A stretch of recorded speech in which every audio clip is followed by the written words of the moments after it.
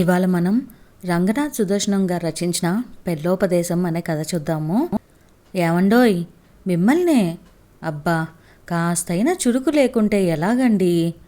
ఆ బెజవాడ సంబంధం వాళ్ళు మన సంబంధం ఖాయం చేశామని కబురు చేశారని పిన్నిగారు ఫోన్ చేసి చెప్పారు అంది సూర్యకాంతం అరిచినట్లుగా. ఆ వినపడిందే, కేబుల్ టీవీ వాణ్ణి రీఛార్జ్ చేయమని డబ్బులు ఇచ్చాను. ఇవాళ సీరియల్ మిస్ అవ్వదులే, నువ్వేమీ దిగులు పడకు, అయిపోతుందిలే అన్నాడు సుందరరామయ్య. అబ్బబ్బా చెవిటి మేళము మీరును, చెప్పలేక చస్తున్నాను. దేవుడా, తలుపు పెట్టి చెప్తే కొలుపు పెట్టి చెప్పినట్లుగా అడిగినట్లుగా ఉంటుంది మీ వాలకం. అది కాదండి, ఆ బెజవాడ సంబంధం ఖాయమైందట అంది సూర్యకాంతం. వినపడిందోయ్. అబ్బా ఇన్నాళ్లకు నీ నోటి నుంచి ఒక శుభవార్త విన్నానోయ్ కాంతం అన్నాడు సుందరరామయ్య సంతోషంగా. చాలండి సమ్మడం, శుభం పలకరా పెళ్లి కొడుక అంటే పెళ్లి కూతురు అదేదో అన్నాడట, అలా ఉంది మీ మాట అంది నిట్టూరుస్తూ. సరే గాని పంతులు గారికి కబురు పెట్టండి, మంచి రోజు చూసి నిశ్చయితాంబూలాలకు ఏర్పాటు చేసుకుందాము అంది సూర్యకాంతం. అలాగే, సాయంత్రం వచ్చేటప్పుడు లీటర్ పాలు తెమ్మన్నేగా, అలాగే తెస్తాన్లేవోయ్ అన్నాడు సుందరరామయ్య. అయ్యా మహాన్ బావ, ఆ చెవిటి మిషన్ కాస్త చెవిలో పెట్టుకోండి మహాప్రభో, అరవలేక చస్తున్నాను అంది కసురుకుంటున్నట్లుగా సూర్యకాంతం. ఇప్పుడు చెప్పోయ్. అదేనండి, పంతులు గారిని అడిగి ముహూర్తం పెట్టండి అన్నాను. అలాగే చేద్దాం. ఇంతకు మన వరాలేమంటుంది అడిగావా అన్నాడు సుందరరామయ్య. చిన్నపిల్ల, దాని మొఖం దానికేం తెలుస్తుంది, మనం ఎంతంటే అంతే అంది కాంతం. సరే శుభస్య శీఘ్రం, అలాగే కానిద్దాం అంటూ బయటికి నడిచాడు సుందరరామయ్య. అమ్మా వరలక్ష్మి, విన్నావా అంతా? కలిసొచ్చే రోజొస్తే నడిచొచ్చే కొడుకు వస్తాడంటే ఇదేనే తల్లి, బంగారం లాంటి సంబంధం, అదృష్టవంతురాలు తల్లి అని అమ్మాయి తలపై చేతులు పెట్టి మెటికలు విరిసింది కాంతం. అమ్మా మరేమో చెప్పవే పిచ్చి తల్లి, చల్లకొచ్చి ముంత దాచటం ఎందుకు, చెప్పమ్మా అంది కాంతం. అమ్మా, మొన్న పెళ్లి చూపులకు వచ్చిన పెళ్లి కొడుకు పళ్ళు వంకరగా ఉన్నాయి, నాకు నచ్చలేదే అంది వరలక్ష్మి. అయ్యో రామా, అదేంటమ్మా పుసుక్కున అంత మాట అన్నావు? నవ్వితేనేగా పళ్ళు బయటికి కనిపించేవి. నిన్ను పెళ్లి చేసుకున్న తర్వాత జీవితంలో ఇంకా నవ్వుతాడంటావా? అలా ఎన్నిటికీ జరగదు, ఆ నమ్మకం నాకుంది. ఏం కాదులేమ్మా, వదిలే అంది కాంతం. మరి పెళ్ళి కొడుక్కి తల మీద జుట్టే సరిగ్గా లేదు, బట్టతలే, ఎలాగమ్మా అంది వరలక్ష్మి. చాలే సంబడం, పిచ్చి కుదిరింది రోకలు తలకు తెచ్చి చుట్టమన్నాడట వెనకటికెవరో, అలా ఉంది నీ వరుస. బట్టతల, జుట్టున్నా అది ఎప్పటికైనా మన చేతిలో రాలాల్సిందేనే. మీ నాన్నకు కూడా ముందు తల జుట్టు ఒత్తుగా ఉండేది, ఇప్పుడు చూడు జుట్టేమైనా మిగిలిందా? ఎలాగూ పోయేదే కదా, పోయే జుట్టు ఉంటే ఎంత లేకుంటే ఎంత చెప్పు. ఇది అంతేనే, నువ్వేం బాధపడకు తల్లి అంది కాంతం. మరి అమ్మా, ఆ అబ్బాయికి అమ్మ నాన్న, ఒక చెల్లి తమ్ముడు నానమ్మ, ఇలా ఇంటి నిండా సంతలా ఉన్నారు కదే అంది వరలక్ష్మి. ఓసి పిచ్చి మొకమా, ఎవరుంటే నీకేంటి? పెళ్ళైన 2 రోజుల్లో నా అనుభవం అంతా రంగరించి కొంప కొల్లే చేసి ఇంటిని 2 ముక్కలు చేసి నిన్ను బయట కాపురం పెట్టిస్తానుగా, ఆ పూచి నాది, నన్ను నమ్ము అంది కాంతం. మరి అమ్మా, అబ్బాయి ఒట్టి అమాయకంగా మరీ మెతకలా ఉన్నాడు కదే అంది వరలక్ష్మి. వెతక్కబోయిన తీగ కాలికి తగిలినట్లు వెతికి ఏరి కోరి సంబంధం తెచ్చింది, అందుకేనే పిచ్చి తల్లి. మీ నాన్నలా తానా అంటే తందానా అంటూ గంగిరెద్దులా ఉండాలనే కదమ్మా ఇంత కష్టపడి సంబంధం వెతికింది అంది కాంతం. అమ్మా, పెళ్ళంటే నాకు భయం వేస్తుందమ్మా అంది వరలక్ష్మి. ఓసి ముద్ద, నీకెందుకే భయం? పెళ్ళంటే భయపడాల్సింది బాధపడాల్సింది నిన్ను చేసుకున్న తర్వాత పెళ్లి కొడుకైతేను మీ నాన్నని చూడటం లేదా? భర్త అంటే భరించేవాడే, అది అంది కాంతం. అమ్మా, పెళ్ళైతే పొద్దున్నే లేవడాలు, వంట వార్పు, అంట్లు బట్టలు, ఈ పనులన్నీ ఎలాగే? నాకు భయమేస్తుందే అంది వరాలు. పిచ్చి తల్లి, ఇవన్నీ కొద్ది రోజులేనే. మెల్లగా ఇంటి పెత్తనమంతా నీ చేతికే వస్తుంది నాలాగా. తర్వాత ఆ పనులన్నీ చాకచక్యంగా భర్తకు నేర్పించి నేర్పుగా ఎలా చేయించాలో ఆ వైనం నేను చెబుతానుగా. నాన్నని చూడటం లేదు అలా అన్నమాట. ఆ తర్వాత మన పని హాయిగా టీవీలో సీరియళ్ళు చూడటం, ముచ్చట్లు పెట్టడం, షాపింగులు చేయటం, అంతేనే. నన్ను చూడటం లేదా అంది కాంతం. అమ్మా, పెళ్ళిలో అమ్మాయి అబ్బాయి వెనకాల నడవాలటగా, ఎందుకే అంది వరం. అవునమ్మా, అదే ఆ అబ్బాయికి ఇక జీవితంలో చివరిసారిగా నడిచే ముందు నడక. ఇక జీవితాంతం ఉండాల్సింది నడవాల్సింది నీ వెనకాలేగా. అందుకే కాస్త ఓపిక పడితే చాలు తల్లి అంది కాంతం.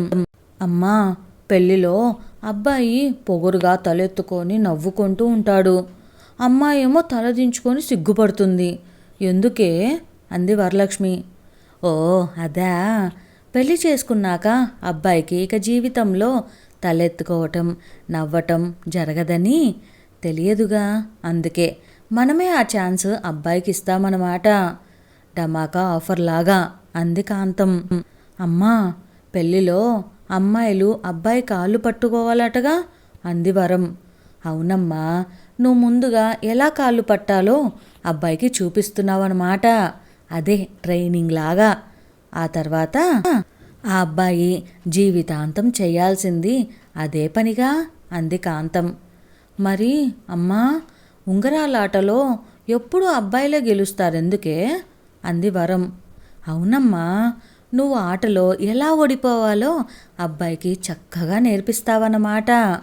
అదే రిహార్సల్ లాగా. జన్మలో ఇక ఏ ఆటలో నీతో పోటీ పడి గెలవడుగాక గెలవడు, ఇది నా గ్యారెంటీ తల్లి అంది కాంతం.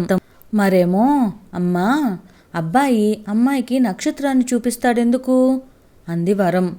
అవునమ్మా, అది అరుంధతి నక్షత్రం అని మన ఆడ నక్షత్రమే అంటే మనమే అన్నమాట. ఇక జీవితాంతం ఎటు చూసినా అది పగలైనా రాత్రైనా మనం అబ్బాయికి పట్టపగలే చుక్కలు చూపిస్తాంగా, అందుకన్నమాట అంది కాంతం. అమ్మా, పిల్లల్ని కొనటం వాళ్ళను పెంచటం అబ్బా చిరాకమ్మా అంది వరం. నీ ముఖం, టీవీలో సీరియల్ పెట్టుకున్నావంటే చాలు, ఇక కన్నామో లేదో తెలియకుండానే డెలివరీ అయిపోతుంది. ఆ తర్వాత బాధ్యతంతా మీ ఆయనో వాళ్ళమ్మో లేదా పని మనిషో చూసుకుంటారే. ఇంత మాత్రానికే భయమెందుకు తల్లి అంది కాంతం. అమ్మా, మొగుళ్ళు తాగొచ్చి పెళ్ళాలను కొడతారటగా అంది వరం. ఎంత ధైర్యమే, మన చేతిలో అప్పడాల కర్ర, వంటింట్లో గిన్నెలు చెంబులు చూస్తూ ఊరుకుంటాయా? మన ఇంట్లో సొట్టపడ్డ గిన్నెలు చెంబులు చూడలేదా నువ్వు? అవన్నీ అనుభవాలన్నమాట. ఆ డోస్ చాలేదనుకో, గృహహింస, వరకట్న వేధింపులు చట్టాలు అన్నీ మన చుట్టాలేగా. వాటి కింద కేసులు పెట్టి ముప్పతిప్పలు పెట్టి 3 చెరువులు నీళ్లు తాపించి తాట తీయము. ఇక మన మహిళా సంఘాలు ఊరుకుంటాయనుకున్నావా? మనకు కష్టం వస్తే చాలు, కాకితో కబురు పంపుకున్నా వాలిపోతాయి. ఏకి వదిలిపెట్టవు. నీకేం భయం లేదమ్మా, ఆ సంగతి నాకొదిలే అంది కాంతం. అమ్మా, అదిగో నానొస్తున్నారే, ఇంకా వంట కూడా చెయ్యలేదు, తిడతాడేమోనే, భయమేస్తుందమ్మా ఎలాగే అంది వరం. ఆహాహా, భయమా? నాకా? నువ్వు చూస్తూ ఉండు, మీ నాన్నతో ఎలా వంట చేయిస్తానో అంది వరం. అమ్మా దేవుడా, రావుడా, తల పగిలిపోతుందిరా నాయనా, ఒకటే తలనొప్పి. అమ్మా అమ్మా. ఏమండి, పాపిష్టిదాన్ని, మొగుడికి ఒక ముద్ద అన్నం వండలేకపోయాను. ఎలారా దేవుడా, దేవుడిలాంటి మనిషికి అన్యాయం చేస్తున్నాను. మా ఆయన బంగారం, పల్లెత్తి మాటన్నా అన్నాడమ్మా. మాయదారి నొప్పి ఇవ్వాలే రావాలా? చక్కగా వడియాల పులుసు, ముద్దపప్పు, గుత్తి వంకాయ కూర వండి పెట్టాలనుకున్నానమ్మా. నా దేవుడికి అమ్మా నాయనా ఏం చేద్దున్రా దేవుడా అంటూ నటనతో జీవించింది కాంతం. అమ్మోయ్ నువ్వు సూపరు, నిజంగానే నాన్న మారు మాట్లాడకుండా వంట మొదలుపెట్టాడు అంది వరం. అదేనమ్మా కిటుకు, తలకు గుడ్డగట్టుకొని మూలగటం, రాకున్నా ఏడవటం, ముక్కు చీదటం, అలక పాన్పులెక్కడం, ఇవి నేర్చుకుంటే చాలమ్మా. మనం మహారాణులమే. ఎంతటి మగవాడైనా కుక్క పిల్లుల్లాగా మన వెనక తోకూపుకుంటూ తిరగాల్సిందే అంది కాంతం. ఏమండి కాస్త ఆ బట్టలు కూడా ఆరేయండి, నాకు అసలే నడువు నొప్పి. పాపిష్టిదాన్ని ఎవరైనా చూస్తే మొగుడుతో పని చేయిస్తుందని ఆడిపోసుకుంటారు. నా బాధ మీకు తప్ప ఎవరికి తెలుస్తుంది చెప్పండి. అయ్యో అమ్మో అబ్బా. ఏమండి మీరు మరీను సిగ్గు లేకపోతే సరి, ఆ లంగా పక్కకు లుంగి ఆరేకండి, నాకు అసలే సిగ్గు. ఎవరైనా చూస్తే బుగ్గలు నొక్కుకోరు, రోజు రోజుకు చిలిపితనం పెరుగుతుంది మీకు అంది కాంతం. అమ్మా త్వరగా నాకు పెళ్లి చెయ్యవే, ఇవన్నీ విన్నాక ఎగిరి గంతెయ్యాలని ఉంది అంది వరలక్ష్మి సంతోషంగా. నా బంగారం, అచ్చం నా పొలికే అంది కాంతం. సుందర్రామయ్య గారు మంచి మనిషి, ఆఫీస్లో చాలా సీనియర్ అనే పేరున్న తెలివైన వ్యక్తి. కానీ సూర్యకాంతం తన అక్క కూతురు. చిన్నప్పుడు సుందర్రామయ్య అక్క దగ్గరే పెరిగి ప్రయోజకుడయ్యాడు. అక్క కోరిక మేరకు సూర్యకాంతాన్ని పెళ్లి చేసుకున్నాడు. సూర్యకాంతానికి పుట్టుకతోనే హార్ట్లో చిన్న రంధ్రం ఉందని, తనను ఉద్వేగానికి లోను కానివ్వకుండా గాజు బొమ్మలా పెంచుకోవాలని డాక్టర్లు చెప్పారు. ఆ విషయం సుందరరామయ్యకు చెప్పి సూర్యకాంతాన్ని సుందరరామయ్య చేతిలో పెట్టి కన్నుమూసింది వారక్క. కాంతానికి తన జబ్బు సంగతి తెలియకపోవటం, అక్కకు ఇచ్చిన మాటను నిలబెట్టుకోవటం కోసం సుందరరామయ్య అన్నీ భరిస్తూ కాంతాన్ని కంటిపాపలా చూసుకుంటున్నాడు. భార్య ఏది చెప్పినా సరే అనడం, ఆమె చెప్పిన పనులన్నీ చేయటంతో భార్య దృష్టిలో చులకనయ్యాడు. కానీ అక్కకిచ్చిన మాట కోసం, కాంతం ఆరోగ్యం కోసం అన్నీ తెలిసినా ఏమీ తెలియనట్లు గరల కంటునిలా భార్యను భరిస్తున్న మనసున్న మంచి మనిషి సుందరరామయ్య. కానీ కాంతం ఇదంతా తన ఘనతేనని పగటి కలలు కంటూ బిడ్డకు కూడా అవే చెబుతుంది. కానీ జీవితంలో ఇవన్నీ సాధ్యం కానివని వరాలుకైనా త్వరలో తప్పక తెలియవస్తుంది. పెళ్ళంటే ఇద్దరు వ్యక్తులను, రెండు కుటుంబాలను ఏకం చేసే ఒక పవిత్ర బంధం.